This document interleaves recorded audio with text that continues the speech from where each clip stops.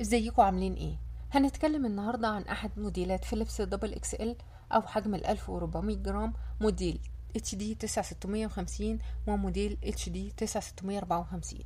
هنتكلم عن السعة او الحجم والواط او السرعة وسهولة التنظيف والبرامج والمميزات والعيوب، وهنشوف شكلها من جوه ومن بره، وهنعرف كمان مقاسات الشبكة. تعالوا نتكلم عنها بنوع من التفصيل. موديل 9650 وموديل 9654 المقبض ليه لونه فضي، وهو من مجموعة الأفانس كوليكشن. الموديل ده فيه تقنيات أول مرة تطرح في قلاية هوائية، زي تقنية التوينتر بوستار. الوظيفة الأساسية ليه هي القلية بمعلقة زيت واحدة، يعني تقدري تقلي فيها بأقل كمية زيت ممكنة، وكمان تشوي وتخبزي وتحمصي فيهم وتعملي كب كيك أو كيك لو انت حابة ده، ونتيجة الأكل فيها بتطلع أقرب للمقلي. تعالوا بقى نتكلم عن المواصفات الأساسية، وركزوا معايا بقى في الكام نقطة اللي جاية دول. أولا السعة أو الحجم، حجمها متوسط مش كبير قوي، تأتي بسعة 1400 جرام، يعني تشيل 1400 جرام من البطاطس الفريش أو فرخة كاملة كيلو و400 جرام. السعة ليها السعة باللتر 7.3 لتر، تكفي 5 أو 6 أشخاص. الوات ليها 2200 واط، يعني القلاية سريعة جدا.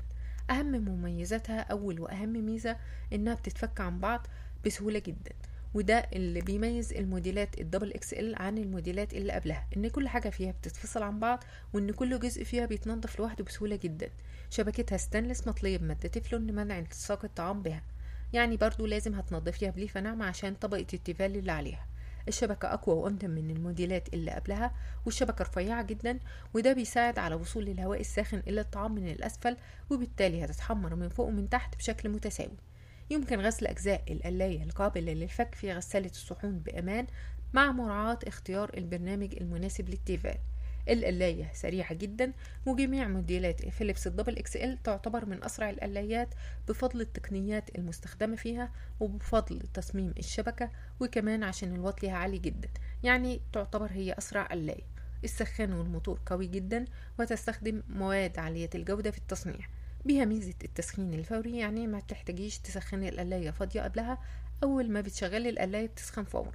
ميزة فصل وإزالة الدهون بنسبة تصل إلى 90% بفضل تقنية التوينتر بوستار، وهي عبارة عن قطعة أسفل الشبكة مباشرة تقوم بتقليص الدهون من الطعام، وتعمل على تجميع هذه الدهون أسفل الشبكة، ومما يسهل تنظيفها.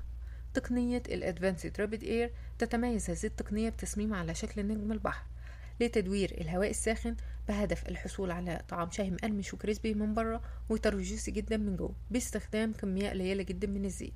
وتقنية الأدفانسد رابيد إير هي علامة نجم البحر الموجودة في الحلة من تحت، تجعل هذه التقنية تدفق الهواء أسرع من الموديلات القديمة منها. تقوم تقنية التوينتر بوستار وتقنية الأدفانسد رابيد إير الاتنين مع بعض بتوزيع الهواء الساخن في جميع أنحاء القلاية، وبتخلي الأكل يتحمر كويس من جميع الجهات من فوق ومن تحت، يعني مش هتحتاجي تقلبي الأكل فيها، وبيتحمر بشكل متساوي من جميع الجهات، وبيكون أقرب للمقلي. الجسم الخارجي للقلاية بيفضل بارد مهما تعلي بدرجات الحرارة، تقدري تظبطي فيها الوقت من دقيقة ل60 دقيقة، والحرارة من 200 إلى 40 درجة. تدعم تطبيق الوصفات تطبيق نيوتري، وتقدري تنزليه من اب ستور او بلاي ستور. بيها ميزة حفظ السخونة، الميزة دي بتحافظ على الطعام ساخن لمدة 30 دقيقة، وتقدري تعدلي الوقت فيها في الميزة دي من دقيقة إلى 30 دقيقة، بس ما تقدريش تعدلي درجة الحرارة للميزة دي.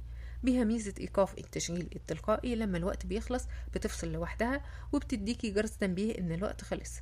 صوتها هادي جدا أثناء التشغيل. وبالنسبة للتحكم، التحكم فيها يعتبر ديجيتال ومانوال مع بعض، بتقدري تبدلي ما بين البرامج عن طريق البكرة، ولو حابة تزودي أو تقللي في درجات الحرارة أو تزودي وتقللي في الوقت، بتزودي عن طريق البكرة دي أو تقللي عن طريق البكرة دي برضو، وبتضغطي على الزر الموجود داخل البكرة دي لبدء أو إيقاف التشغيل. بها 5 برامج طبخ معدة مسبقا، تتضمن هذه البرامج برنامج البطاطس المقلية المجمدة، برنامج شوي دجاجة كاملة، برنامج اللحوم، برنامج السمك، برنامج الكب كيك. وبالنسبة لمقاسات الشبكة الداخلية، طولها 23 سنتي وعرضها 23.5 سنتي بارتفاع 9 سنتي. الفرق ما بين موديل 9650 وموديل 9654، الاتنين نفس القلاية بالظبط، مفيش فرق بينهم، الاتنين زي بعض في كل حاجة، بس الفرق ان موديل 9654 موديل احدث شوية، وبيجي معاه قطعة شوي زيادة، ويعتبر تقفيله افضل من موديل 9650. موديل 9650 تقفيله بولندي، موديل 9654 تقفيله صيني، وطبعا الموديل ده افضل وهو الاغلى في السعر كمان. لو هتجيبي القلاية من برا مصر او هتشتريها اونلاين لازم تتأكدي ان ترددها 50 هرتز مش 60 هرتز، وان الفولت ليها 220 على 240 فولت. تعالوا بقى نتكلم عن العيوب. صعوبة التنظيف، او ان لما الدهون بتتراكم عليها بيكون صعب تنظيفها، ده لو انت سبتي الدهون تتراكم عليها. لازم تنظفيها اول باول عشان ما تبقاش صعبة في التنظيف. انك هتنضفي قطع كتير زي السلة والشبكة وقطعة التوينتر بوستار وكمان الحلة، عشان كده لازم تنضفيها اول باول بعد كل استخدام. ان القلاية ما بتشتغلش بدون الشبكة، ولازم تتثبت بشكل صحيح عشان نظام الامان الموجود في القلاية. النبه ستاند ثابت، وده له ميزة وعيب في نفس الوقت. اول ميزة انه بيحمل الحلة، يعني مش هتضطري تشيلي وتحطي في الحلة بعيد عن القلاية، وده هيبقى سهل لو انت حابة تقلبي الاكل هتقلبيه قريب من القلاية. عيبه ان الستاند ده هيحتاج تنظيف هو كمان. ودلوقتي هسيب لكم شكل القلاية بعد ما بتشيل الحلة، شكلها من جوه ومن بره. بتمنى تكونوا استفدتوا من الفيديو. لو عندكم اي سؤال سيبوهولي في التعليقات وهرد عليكم فورا. وما تنسوش تدعموني بلايك وكومنت على الفيديو، وتشتركوا في القناة وتفعلوا جرس التنبيه عشان يوصل لكم كل جديد. وشكرا لكم جدا.